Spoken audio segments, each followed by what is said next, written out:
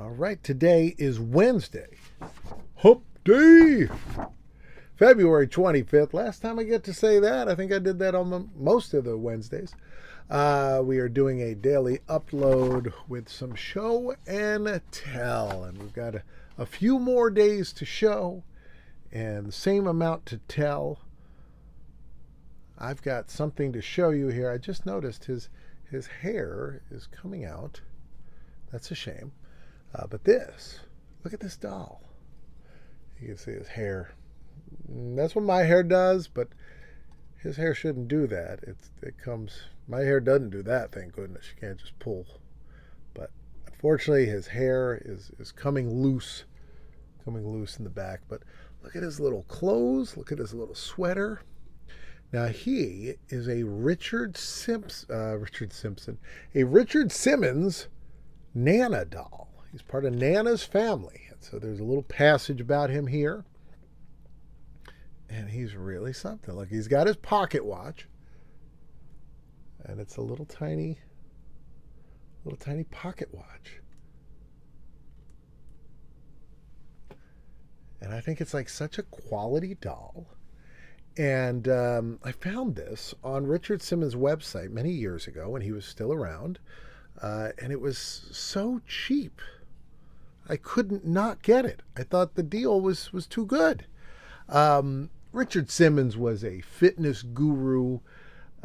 He drove a car in the 80s. He had like a Cadillac with the license plate, "Why are you fat?" He used to do all kinds of just crazy things. He did the workout videos, sweating to the oldies, and where you would do workouts to old songs. And he did those for so many years that the new songs, when he did the first ones, were in the later, because he did them for 20 plus years. So those songs that were now oldies, they were the fresh, hot new songs. I love his workout videos. I think they're a good, solid workout you can do in your home, which is interesting. I think historically, if you think about it, prior to the VCR, it was hard for people to work out at home. Prior to the VCR, you'd have to go someplace to have somebody show you how to work out, or else what are you going to do? You're going to get a book and flip through it and say, "Oh, I got to do this. I got to do that kind of stretch." Or some TV program you got to show up on time for. Richard Simmons was right in the right time when you had home video. Home video really changed all that. Allowed people to have a professional instruction to work out at home. All right, so Nana's family.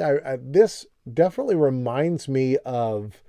It's like a needle point. Reminds me of kind of the Family Feud in the 80s. That was how they would write the people's names. Also, the Whitman sampler, was that what it's called? The chocolate sampler that you get around Christmas. That also reminds me of this font. And then this reminds me of Mama's family, because Nana's family. Oh, and there is a picture of Richard there. One of his trademark vests. He was a flamboyant dresser. When we were in New Orleans last year, I went to go see where he said he was born, which I always I don't know. He was born late enough into the last century that he was probably born in a hospital. But he said that was his birthplace. I assume it means that's where he was brought home after he was born at the hospital. But we went over and saw that, and then around the corner is where his funeral was, which was also where he used to go to church and where he went to school, the Catholic school there. So I'm going to read you this. It says, Richard Simmons' passion for collecting began when a friend gave him a one-of-a-kind artist doll. What began as one doll became a collection that now fills every room of his house. Richard's dream now comes true by sharing the work of his favorite master artist through the collection of the Masters line. Norman, Nana's Family, by master artist Annie Wall. It says LL Knickerbocker Company made this. So let me give you another look at him, and then we'll talk more about Richard Simmons. He looks like Norman could, use a little bit of time doing some Richard Simmons workouts. He's got a little, he's a little paunchy, but good looking man. And I do like that. He's a good looking guy. Got that hangdog, sad kind of happy face, which I like. I just find he's charming. He was upstairs, but I think he is going to now be a downstairs guy. I think this guy's going to find his place here. Got to dust him a little bit. I don't want to mess up his hair. I'm afraid it's all going to come off. Richard Simmons. So Richard Simmons started his diet craze. He opened up a workout studio called Simmons out in California. And then he just rolled with everything. He had a talk show for a while, like a real talk show. Speaking of talk shows, he appeared on Late Night with David Letterman a lot, and they had a very interesting relationship because I don't think Richard liked Dave at all. I don't think Dave liked Richard. I think they both actively, truly disliked each other, but they had a business relationship, and it made for interesting, occasionally cringy and uncomfortable TV, especially for me. I loved both those guys. I was like, why can't they get along? But Richard Simmons also had several diet programs. He would put out diet books, but he'd also put out programs. There was one that he actually filmed the commercial out in New Orleans. And when I was there, I thought about going to that restaurant. It was on my list. And had I gone to that restaurant, and I don't remember what it was, but it is one of, if you name 10 famous restaurants there in New Orleans, it's on that list. It's a very famous New Orleans French Quarter restaurant. And if I go there, he had this like meal tracker thing where you would take this device, which was like plastic and had little cards you'd put in it, and you'd track all your meals.